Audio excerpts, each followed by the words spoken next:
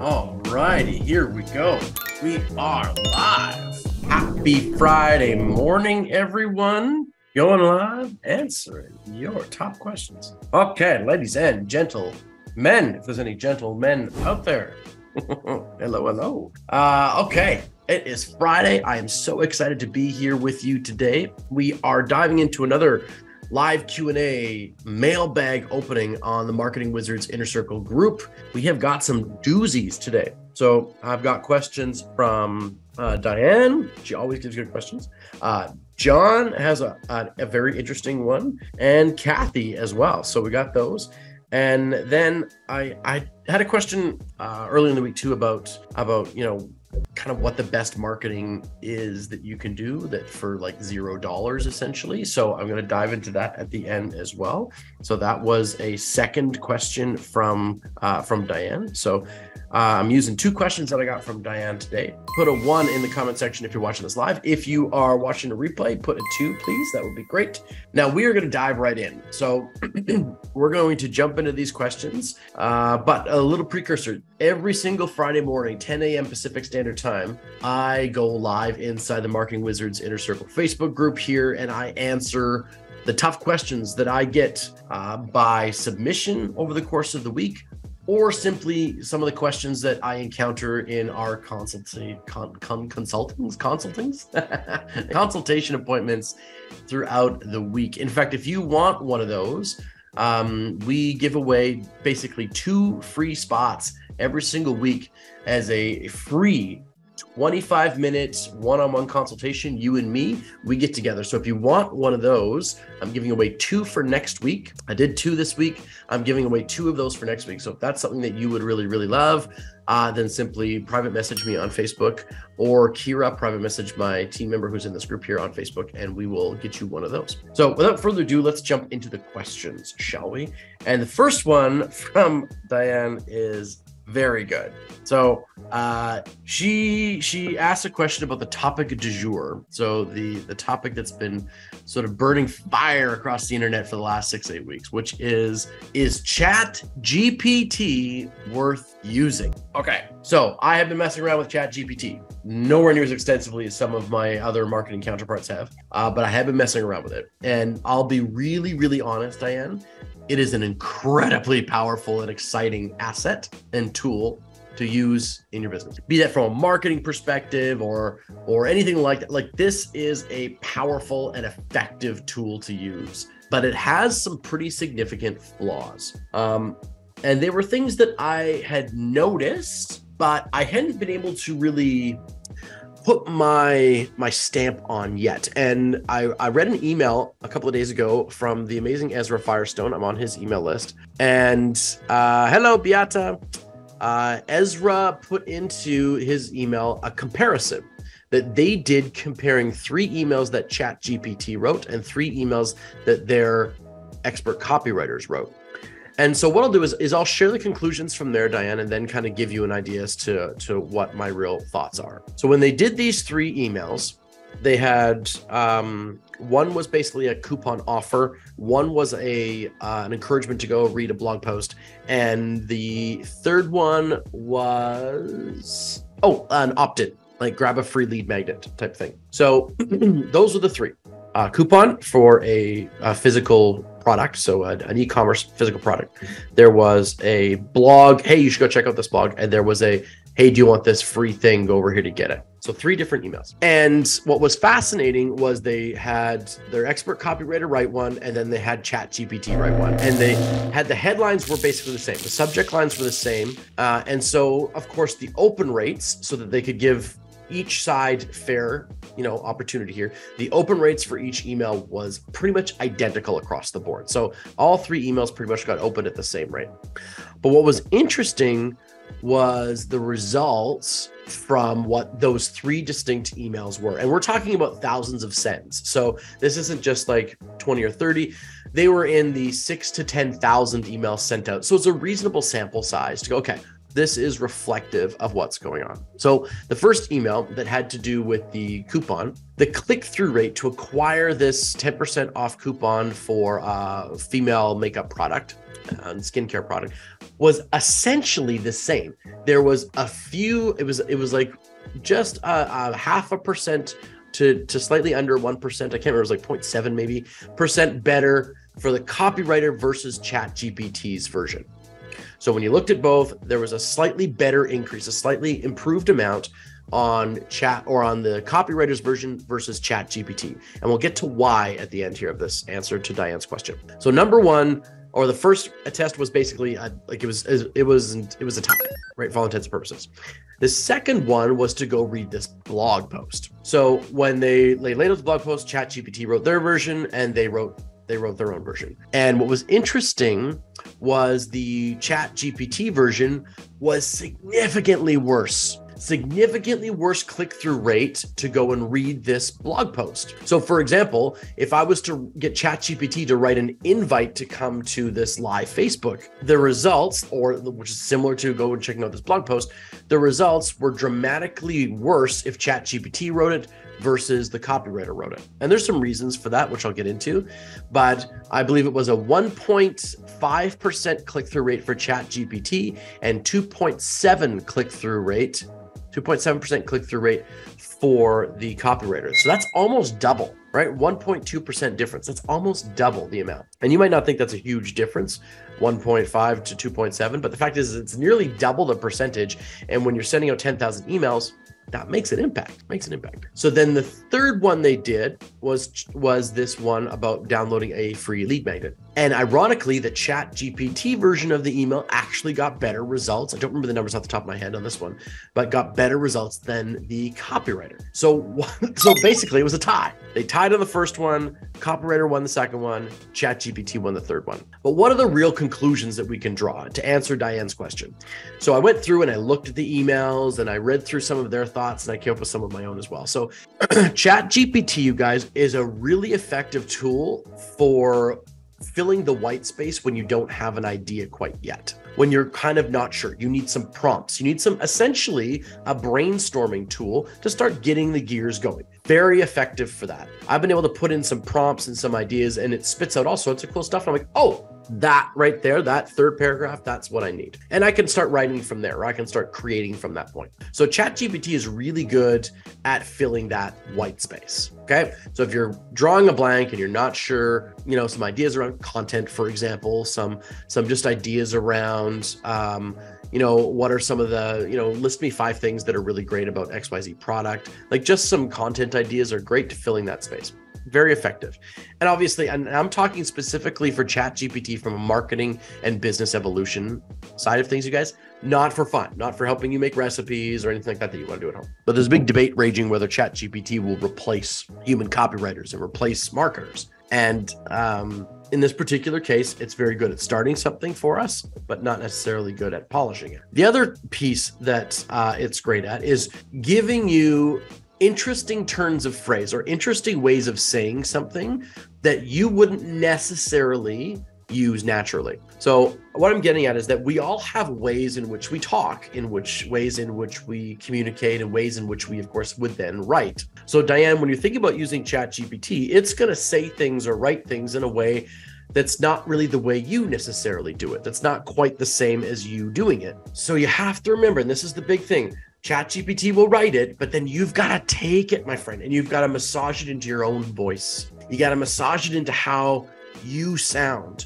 Massage it into what style of communication that you like. And that leads me kind of to the flaws, is that it will never be able to replace your personality. Now, I shouldn't say never, because who knows where this AI stuff is going. But at this point, I would be adverse to say that it can replace your personality, your branding, your voice, your style, your cadence in your communication and your writing right now, Diane. It can prompt you, it can give you a bulk of what you need, and then you're going to have to go through and sort of tweak it and edit it. And as I said, mold it / massage it into what you want it to be. And then the final piece I have with this is that ChatGPT is very wordy. It's very long-winded. So one of the things I noticed with the emails when they were comparing them in this post was that there was a distinct difference between how much writing a copywriter, like how many words a copywriter was using, and how many words ChatGPT was using. And ChatGPT was far more long-winded to achieve the same point. All right.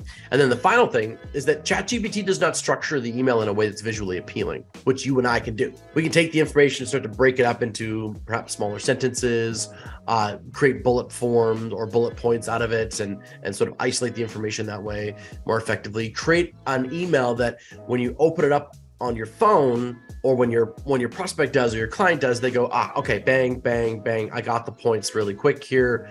You know, I'm in the washroom and I'm on my phone. We all know this happens.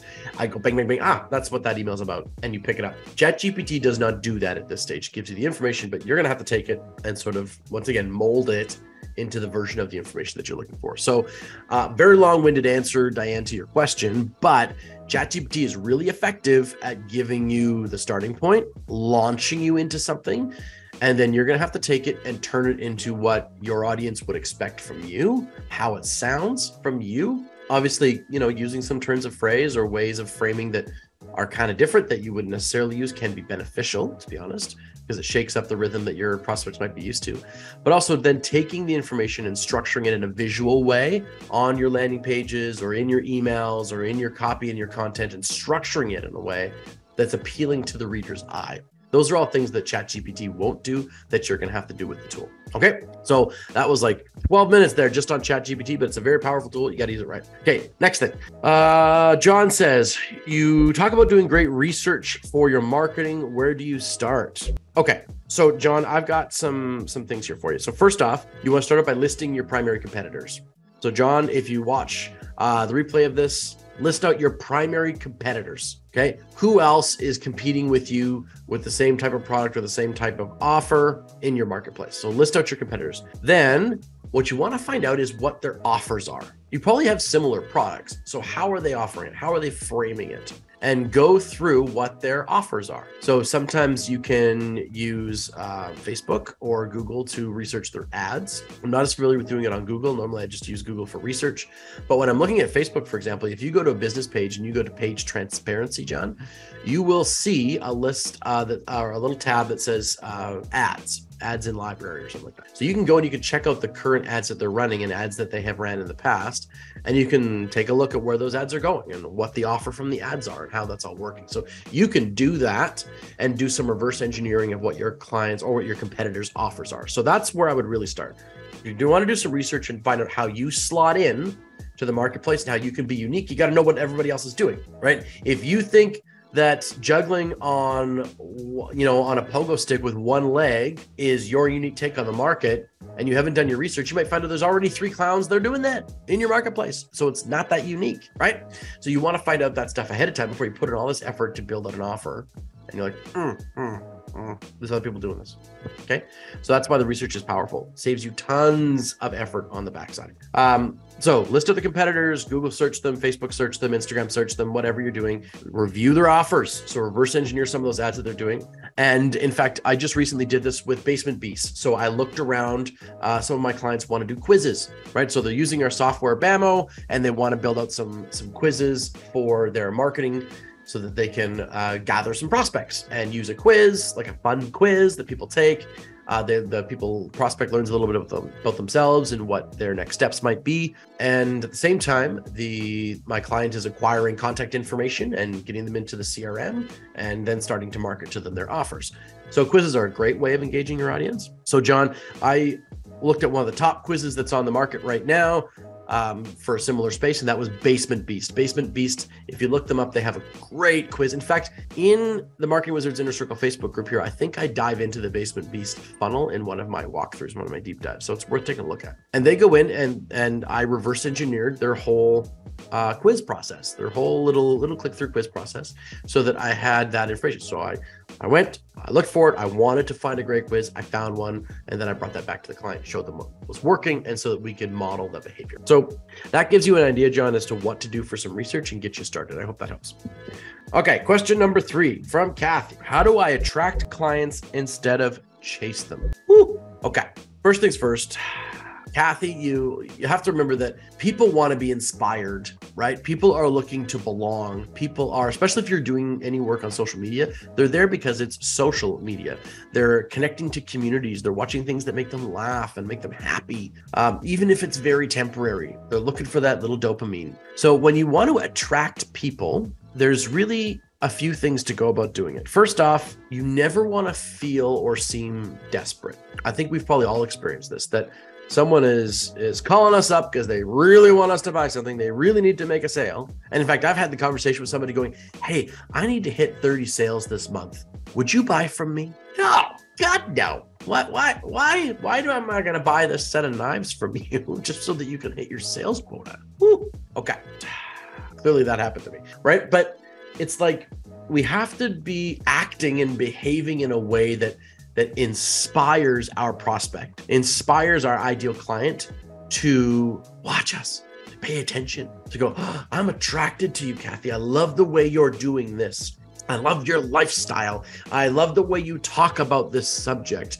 I love the way you help your clients, right? I love the way you carry yourself and your turns of phrase and the words that you use. You have to attract people, or you have to behave, I should say, the way you want for the type of ideal client that you want to attract. Critical. This is what we have to do, because otherwise we're absolutely desperately scrounging and chasing people around. We're Facebook messaging them and stuff like that. We're hunting instead of gathering. We're pursuing instead of planting. And if you're a hunter, my friend, what does a hunter have to do? They've got to go out and they've got to hunt every single day to go and find the next client, to go and find the next prospect. They've got to hunt, right?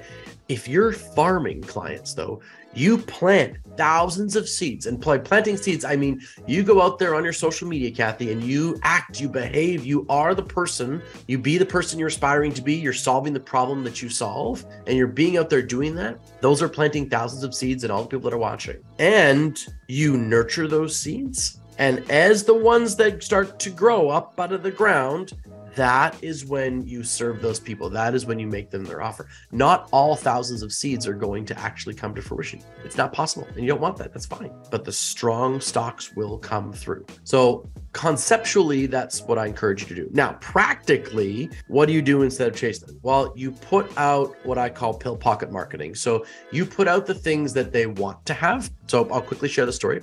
You want to have, so you can give them the things that they need. Now, here's the story. Dogs and cats, they hate taking pills. I'm sure you've experienced this. You try to give your dog or a cat a pill. It's like, out comes the pill, right? And they're geniuses at it. You could get it in there 20 minutes later, the pill comes out. You're like, how did that happen? So they created something called a pill pocket. So it's basically a little liver treat, a little sugary liver treat, and it looks like a little teeny tiny pillow. When you open it up, you put the pill inside, you close it back up, you squeeze it all together, you give that to the dog or the cat, and they go, chew, chew, chew, chew, chew. They want to eat it because it's this liver treat, and down goes the pill because it's pocketed inside the pill pocket. So what does this really mean for you? That means that you should surround what they need, the pill, the antibiotic, whatever it is, with something that they really want, the sugary, sweet liver treat that the dog or the cat really want. So if you want to sell, right? And I know Kathy's line of work, so she's growing a team and she's building her company. If you want to sell what your product or your offer, right, or your opportunity, then you have to bundle that up, Kathy, in the thing that people want first. They want possibly some sort of top 10 things to do to invest in your life in that are going to give you incredible results. Maybe if that's what they want. They want 15, simple to do things in your kitchen that are going to make you happier and healthier. They want those things. What they need is your product. What they need is your opportunity. But you've got to wrap it in something else first, right? Human beings tend to buy what they want and invest in what they want, not what they need, just human behavior. So I believe that if you start marketing to people's wants, you can give them what they need by packaging it up properly. Okay, so I hope that helps you, Kathy. And if you're on here watching, you guys, if this is good information, give some thumbs up here. That would be great. If you got any questions of your own, so I've got some audience here live. If you've got any questions of your own, please feel free, put them in the comment section. If you got a comment or a question, put it in there and I will happily answer your questions for you. This is an opportunity, my friends. This is an opportunity to ask me, I've got well over 15 years of experience building small businesses and marketing companies and creating sales teams and helping people bring their vision into reality. So if you've got questions, please ask them. I'm here to serve you. That's what I'm here for, right? I want to ensure that your small business reaches the big, huge heights that it's destined to reach. And ultimately, I'd love you to do that without having to go through some of the shit that I had to go through to get there. So if I can help you make it happen faster, easier, with less effort, and that's exactly why I'm here. So thank you for the thumbs up, Denise. I really appreciate that. Denise, if you have any questions here about marketing or about sales or something that you've been struggling with, put it in the comment section there. I'd love to answer it for you, and I will totally do that. Okay, so now I had a conversation with Diane earlier this week, and she was asking me about something that we don't probably talk enough about, which is where the easiest sales come from. So she had this great question where she was like, you know what, Michael, I just need some easy sales. If you guys had that before, like if you felt that way before, like you just need some easy wins. Denise, have you felt that way before? You just need some easy wins. Like I just need an easy sale. I would just love some simple sales. Love acquiring a sale that doesn't require all the legwork necessarily of taking a prospect, leading them through your nurturing elements, and then getting them to the sale process, right? Okay, Denise, I will happily get to that question in just a minute. Let me finish what I was doing here with Diane. I love that question. Yeah, so simple sales, exactly, right? So what I said was, Diane, do you have a database? And she said, yes. It's not a big one. I said, no, it doesn't really matter. Obviously, bigger databases can be better, but really you just want a database that's paying attention. That's the most important part. And she said, yes, I do. And I said, well, here's the best marketing practices on the planet. Like people like Dan Kennedy, people, even great marketers like Dean Graziosi and Mel Robbins, even people that are really good at their marketing. Here's what they do. They engage their database. I know that sounds simple. I know that's like, whoo, but why are we doing it? Denise, if you've got a great database of people, we should be seeing, and I know Denise, she uses our BAMO software. So I see her emails all the time. I'm on her list. So Denise is doing a good job, to be really transparent, Denise, you're doing a good job of keeping your audience engaged, nurturing your tribe, right? So create and nurture that group of people that you've got, that database. But here's how to do it.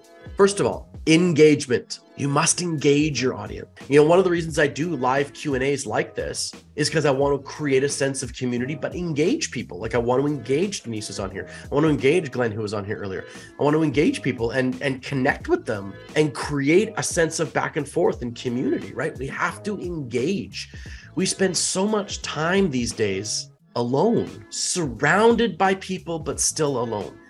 And we seek engagement. We crave it. Human beings want to connect. And COVID gave us all of these things, these beautiful tools like Zoom and all of these amazing assets, incredible technological advances. Our own software, BAMO, was really born through COVID. But the fact of the matter is that none of that is going to be helpful to you for your business unless you're using it to create engagement, it is a human being talking to a human being to make a sale. So engagement.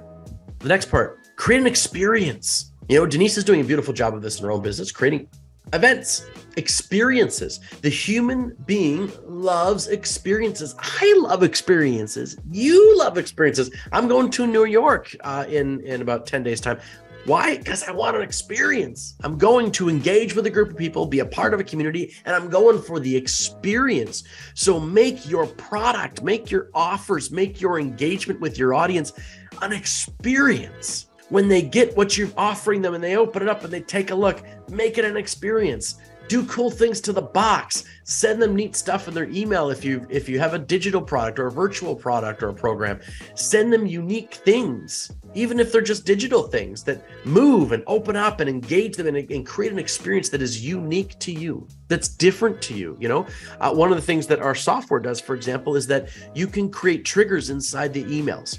And when somebody clicks on it, you can create automation that does something else. Like I've written a series of emails that are basically choose your own adventure emails. And so a customer, a prospect or a customer, and it goes in there. Yeah, I'm going to see you too there, Denise. It's going to be fantastic. A client goes in and they're looking through the email. And it's like, would you, and this is just an example. This is not what I had written, but there's an example. It's like, you come up against this dangerous dragon. Do you want to go after the dragon or do you want to run away? And depending on what they click, it can trigger another series of emails, right? Create engagement and an experience for your client and your prospect that's different than what other people have out there. We're all on people's email lists. We get emails all the time, but are those emails actually something to experience? And sure, it might take a little more work, sure. But I'll bet you now the experience will be something that the client remembers, okay?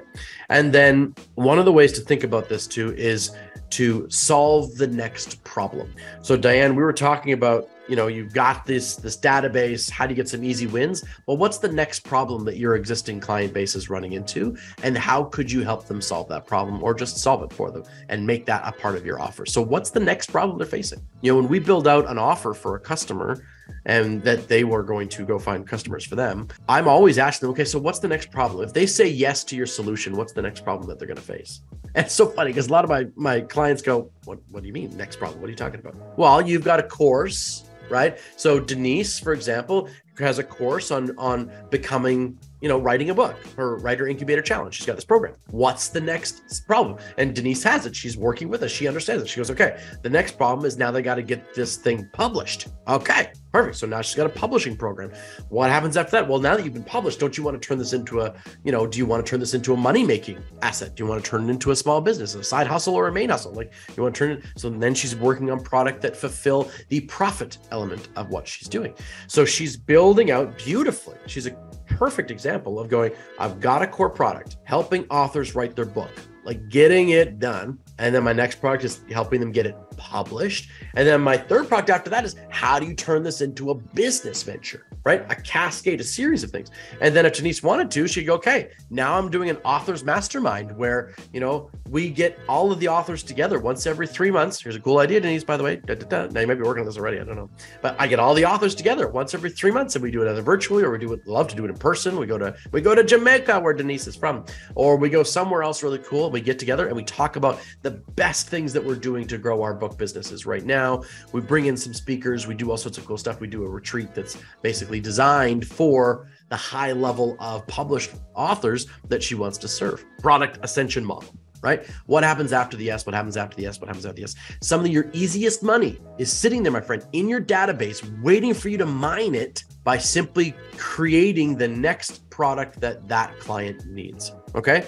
So, and then the last and final thing is that when you're looking at your database, what you want to do is you want to cultivate thank yous. When you create an engaging experience that's solving the next problem for your clients, you inherently start creating and cultivating thank yous. My marketing consulting company is called Thank You, or it's called Time, TYME, but that stands for the Thank You Media Evolution. I believe in the idea of gratitude and reciprocity. I believe that our best clients are the ones that we spend the most time thanking for being our best clients, and they still maintain being our best clients. I think it's a circle.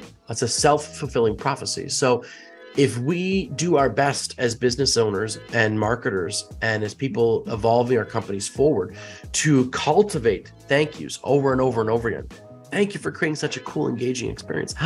Thank you, right, for solving the next problem that I'm running into. Thank you for making that next offer. Thank you for delivery. Then there's a very powerful energy that starts to surround that, and it spirals, creates amazing stuff. It's the main reason why my brick and mortar business has been successful. If I was to really boil it down, is that my team and myself are super grateful to our clients, and we go out of our way to make sure the client has an awesome experience all the time. It's ingrained in our culture. Okay, so I hope that was valuable. Denise says here, I struggle with consistency with my weekly masterclass because you don't want to overproduce. Denise, can you frame what you mean by produce? Do you mean that you don't want to keep talking about the same things over and over again?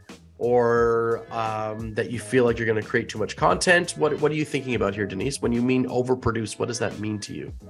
See if she answers here. But what I am thinking is that if if Denise is struggling with what I think she might be struggling with, which is that, you're creating content and you're helping solve problems, and then next week you feel like you're doing the same thing again, you're doing the same thing again. What I would do is I would create, in Denise's case, an editorial calendar, right? And I would link that calendar to a certain degree with the seasons of my business. You guys probably heard me talk about this before, but ultimately building out, whether it's a year or it's just a quarter or whether it's 6 months, whatever it is, build out an editorial calendar as to what you want to talk about, and never be afraid of going, you're not going to overwhelm them, Denise. You're not going to overwhelm people, especially if Denise is talking about the idea of overwhelming people with too much information. You're never going to overwhelm people if you don't stray too far from your main topic. I'll repeat that again. You won't overwhelm your audience if you don't stray too far from your main topic, because there's always going to be people that want a more granular, a deeper dive on what it is that you're an expert in. So for example, I don't come into the Marketing Wizards Inner Circle every week and start talking about organizational charts and creating systems inside your company and talking about, I did a thing about profitability, but not a deep dive, and talking about how to do markup properly or how to do proper margin or how to do, I do my best not to stray too far. And the reason being is that I don't want to overwhelm my audience with so many different topics that when they come to the Marketing Wizards Inner Circle, they don't know what to expect. They can't get going on profit because they're still working on the marketing stuff, and they can't get going on the marketing stuff because I keep talking about leadership and keep discussing how to be a better leader. And I spend a bunch of time. So I really frame it up and keep it narrow and tight, Denise, to talking specifically about marketing, sales, right? What those things are. There's a hot zone, right? But yes, you're essentially talking about the same things in slightly different ways, but also there are days where you can go deeper on that subject. If you're talking about publishing specifically, you can talk about publishing for 30 minutes. And then I'll bet I can turn the camera on next week and I can say, okay, Denise, dive into the nitty gritty and the difference between how to publish using Amazon versus how to publish using print to order. And you could probably talk about that too. And then I could say, okay, what if I want to do print to order and I sell the books from my garage, or the print to order sends directly to the client? What are the different nuances of that? And so you could do another 30 minutes, right? And then you could do another 30 minutes publishing on Amazon, talking about the ins and outs of making sure that your book gets seen on Amazon, like keyword stuff and how to create buzz and a specific launch and how to become a bestseller. That's all about Amazon publishing. So there we go. We have a full month. We have 4 30-minute sessions on publishing. What's the difference between Amazon and Amazon publishing and print to order publishing? How do I do print to order publishing? And should I do drop shipping or whatever it is? And then how do I make money at it? And then third, how do I do Amazon and get a huge buzz around it and become a bestseller? 4 different topics, all about publishing a book, right? And you're diving deeper and deeper and deeper. You're unpacking the same topic and going more granular and looking at the different nuances of it. And me as an author in your camp, I would never feel overwhelmed by your deep dive, because all you're doing is, I might not be able to use it all today, but you're just unpacking and going deeper on the same subject. And I know I can always go back, or I can ask you directly. Now, if you start talking about publishing and then suddenly you started talking about, okay, so now we're going to discuss, right, how to write specifically a children's book, right? And we get sort of confusing. We get a little bit jarring, or how to write children's books for a specific style or something like that. So it's just one of those things where you basically, then you mark out your calendar, right? And I would say, okay, this is the month where I'm talking about this subject. This is the month where I'm talking about this subject. And it doesn't have to be back to back to back like that with the publishing. You could do 4 weeks in a month that are all different topics that's surrounding the writing of your book and the publishing of the book. And then next month, go deeper on some of those topics. So that's up to you how you want to roll that out, but never be afraid to stay within a narrow field, my friends, and simply unpack and go further on certain things. I hope that answers your question, Denise. Great question, by the way, because I think a lot of people feel that way. They're like, oh, I'm going to overwhelm my audience. I'm producing too much content. The other thing to remember, you guys, is that not everybody's freaking watching every week. Not everybody watches every week. Denise doesn't watch the Marketing Wizard Circle every week, although she might now, but she hasn't before, right? So not everybody's always watching. So your job is to just keep producing, keep engaging for the audience that you have today and the audience you will have tomorrow. That's what your job becomes as a content creator, like when you're thinking about that part of your marketing campaigns and ideas. Yeah. Okay. Perfect. Denise, any other follow-up questions on that? She says, very helpful. You are welcome. You are welcome. Okay, my friends. So this has been the Marketing Wizards Inner Circle live Friday morning mailbag/Q&A. It's been a pleasure being here. I hope you got great value today. So if you got great value, put some thumbs up in there, put some hearts in here. That would be great. Let the Facebook algorithm know that people liked this stuff. That's always very helpful. So thank you.